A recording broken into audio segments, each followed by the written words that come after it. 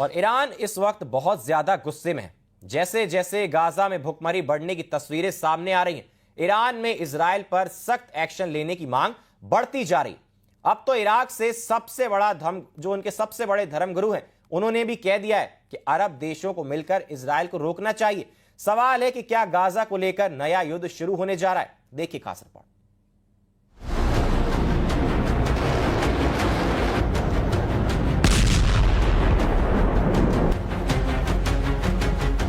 क्या इजराइल पर फिर से फटने जा रही है ईरान की मिसाइल?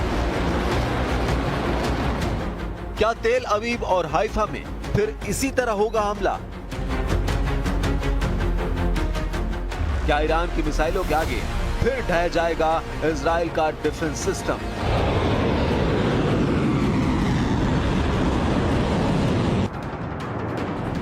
इस बार इजराइल और ईरान के युद्ध की वजह परमाणु अड्डे नहीं, बल्कि गाजा बन सकता है नई जंग का बड़ा ट्रिगर। गाजा के हालात बता रहे हैं कि बर्तन में खत्म हो चुके खाने की तरह अब फिलिस्तीन को लेकर ईरान के साथ साथ यमन की भी बर्दाश्त करने की गुंजाइश खत्म होने जा रही है। नेतन्याहू के सामने फिर से दो मोर्चे सुपर एक्टिव हो सकते हैं। एक तरफ है यमन और दूसरी तरफ है ईरान। दोनों ही फ्रंट इजराइल के खिलाफ युद्ध के लिए दोबारा तैयार हो रहे हैं। यमन में हजारों लोग सड़कों पर उतरकर युद्ध के लिए ललकार रहे हैं, तो दूसरी तरफ नेतन्याहू के लिए फिक्र वाली खबर ईरान से है, क्योंकि ईरान की सड़कों पर अब आर या पार का नारा लगाया जा रहा है। क्या नेतन्याहू इन दोनों मोर्चों पर फिर से युद्ध लड़ने के लिए तैयार है?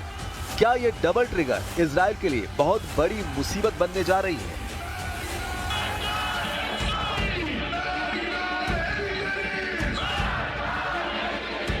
ईरान का गुस्सा देखने लायक है। तेहरान की सड़कों पर लोग उतरने लगे हैं, लेकिन इस बार इजराइल पर गुस्सा गाजा को लेकर फट सकता है। ट्रंप के पुतले और अमेरिका के खिलाफ नारेबाजी देखी जा सकती है।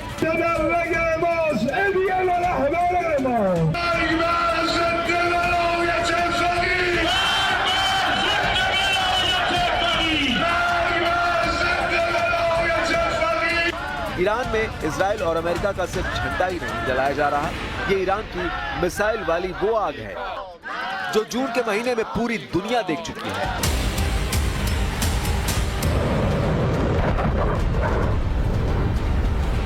जब ईरान ने तेल अवीव और हाइफा के साथ इजराइल में कई ठिकानों पर मिसाइल दागी थी और ऐसे हर धमाकों की गूंज अमेरिका तक सुनाई थी। अब ईरान में मांग उठ रही है कि इजराइल को सबक सिखाना जरूरी है, क्योंकि गाजा में लाखों लोगों का खाना पीना बंद कर दिया गया है और अगर ईरान ने इस मौके पर इजराइल पर एक्शन नहीं लिया तो गाजा में लाखों लोगों की मौत होना तय है।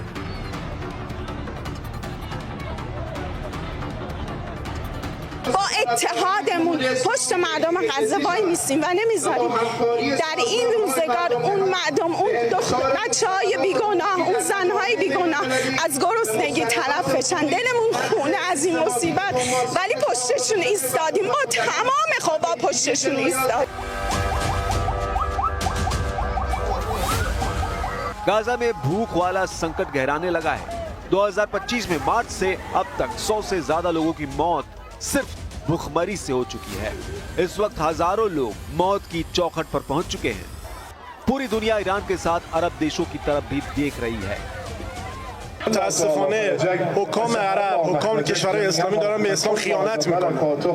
اینی که ما اسکلت یک بچه 4-5 ساله رو میبینیم، مظلومیت زن و کودک غزه‌ای رو میبینیم و رگ گردن اون به جوش میاد، آیا این حکام عرب نباید اینو ببینن؟ آیا این حکام عرب بوی از اسلام بردن؟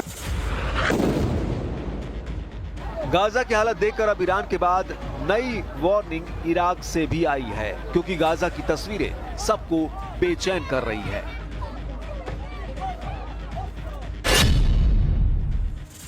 इराक में अयतुल्ला अली सिस्तानी ने अरब और इस्लामिक देशों से कहा कि गाजा में बच्चों, बीमारों और बुजुर्गों को नहीं बख्शा जा रहा। अरब और इस्लामिक देश इजराइल को रोके और गाजा के लोगों तक मदद पहुंचाए। अयतुल्ला अली सिस्तानी इराक में सबसे बड़े धर्मगुरु हैं और उनका दर्जा ईरान के सर्वोच्च नेता अली खामनेई से कम नहीं है।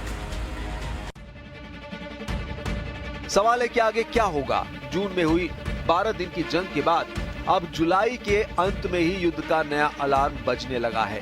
ईरान और इजराइल के बीच इस बार युद्ध हुआ तो अमेरिका भी कुछ नहीं कर पाएगा। ये बात डोनाल्ड ट्रंप भी बहुत अच्छी तरह जानते हैं। ईरान भी बहुत अच्छी तरह जानता है कि इजराइल अपने फाइटर जेट फिर से तैयार कर रहा है। क्या इजराइल और ईरान का युद्ध फिर शुरू होने जा रहा है? क्या हमला अगस्त महीने में ही किसी भी वक्त शुरू हो सकता है? और इस बार ईरान और इजराइल के युद्ध को कोई नहीं रोक पाएगा। क्या ईरान पर बमबारी के लिए डोनाल्ड ट्रंप ने नेतन्याहू का हथियार गोदाम फुल रिचार्ज कर दिया है? क्या अगस्त की शुरुआत में ही नेतन्याहू की फिर से एक्टिव हुई एयरफोर्स बड़ा हमला करेगी? और जो युद्ध जून में रुक गया वो अब जुलाई के अंत और अगस्त की शुरुआत में सभी रिकॉर्ड तोड़ देगा। ईरान और इजराइल का युद्ध किसी भी वक्त फिर से शुरू होने का डर है, क्योंकि दोनों तरफ अब संयम खत्म होता नजर आ रहा है।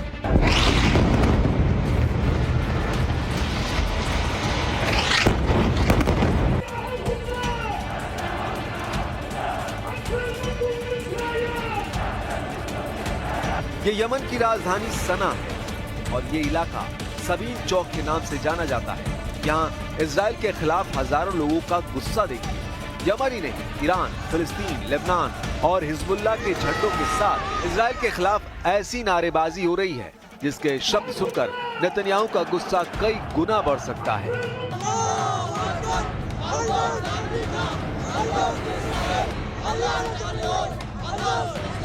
خرجنا اليوم أمام إخواننا في فلسطين نقول لكم لن نتهاون ولن نتراجع ولن نكل ولن نمل وثابتون ثبوت الجبال الرواسي لأن اليهود يريدون استباحة الأمة كلها ومقدساتها بأكملها.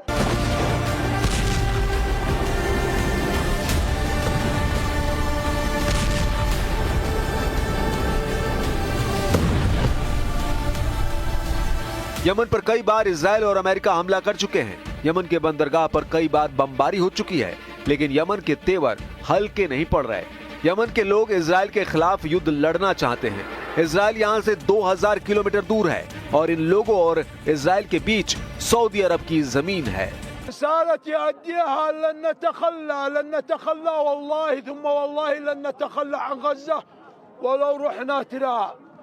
والله ثم والله لن نتخلى عن غزة ونقول لأهل غزة سامحونا عاد احنا مقصرين عاد احنا نشتي ندخل هناك ورسالتي إلى أهل غزة وفلسطين فلسطين هنا।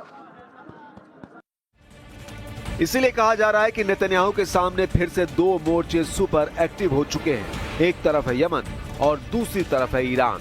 दोनों ही फ्रंट इजराइल के खिलाफ युद्ध के लिए दोबारा तैयार हैं। यमन में हजारों लोग सड़कों पर उतरकर युद्ध के लिए ललकार रहे हैं, तो दूसरी तरफ नेतन्याहू के लिए ईरान बड़ा सिरदर्द बन सकता है, क्योंकि ईरान की पब्लिक भी अब आर या पार के मूड में है। सवाल है कि क्या नेतन्याहू इन दोनों मोर्चों पर फिर से युद्ध लड़ने के लिए तैयार हैं? क्या ये डबल ट्रिगर इजराइल के लिए बहुत बड़ी मुसीबत बनने जा रहा है? 650 दिन के युद्ध के बीच गाजा में मौत लगातार नाच रही है। खंडहरों और कंक्रीट की तहस नहस हो चुकी बस्ती में कब, कहां और कितना बड़ा बम गिरेगा, ये सिर्फ नेतन्याहू जानते हैं। गाजा पर सैकड़ों किलो का बम जब गिरता है तो ऐसा धमाका होता है और फिर होता है हाहाकार। 22 महीनों का युद्ध और अब तक 59,000 लोगों की मौत। गाजा में मौत का मीटर चलता जा रहा है इजराइल का ग्राउंड ऑपरेशन। 59,000 लोगों की मौतों के साथ सवाल है कि इस युद्ध को जीत कौन रहा है, क्योंकि हमास की पूरी लीडरशिप खत्म होने के दावे के बीच इजराइल को जून और जुलाई में लगातार ऐसे झटके लगे हैं जिसने नेतन्याहू के मिशन गाजा को इजराइल की सेना के लिए जलेबी बना दिया है। इजराइल के कई सैनिक हमास के हमलों में मारे गए हैं, लेकिन नेतन्याहू ने अपने ऑपरेशन पर ब्रेक लगाने से साफ इनकार कर दिया है, क्योंकि डोनाल्ड ट्रंप से भी इजराइल को लगातार मदद मिल रही है।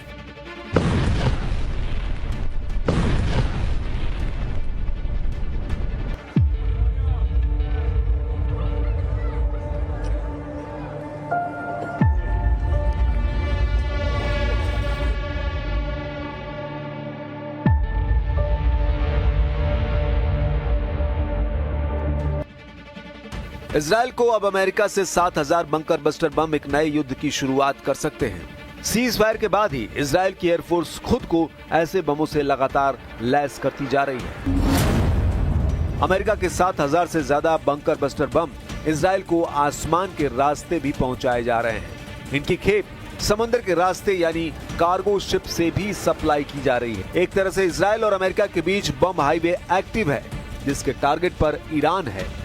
ये डोनाल्ड ट्रंप का नेतन्याहू को बहुत बड़ा धमाकेदार तोहफा है। डर है कि इस तोहफे के पीछे ईरान से युद्ध का दूसरा राउंड लड़ने की तैयारी कर ली गई है। यही वजह है कि इजराइल की एयरफोर्स फिर से सुपर एक्टिव मोड में है। इजराइल के एयरबेस पर लगातार काम चल रहा है। यह है अमेरिका से सप्लाई किया गया MK-84 बंकर बस्टर बम। इसी बम से इजराइल ने अब तक गाजा के कोने कोने को मिट्टी में मिलाया है और ईरान पर भी ऐसे ही बमों से हमले किए गए हैं। लेकिन जुलाई को लेकर ट्रंप और नेतन्याहू की जो तैयारी है वो एक लंबे युद्ध की तरफ इशारा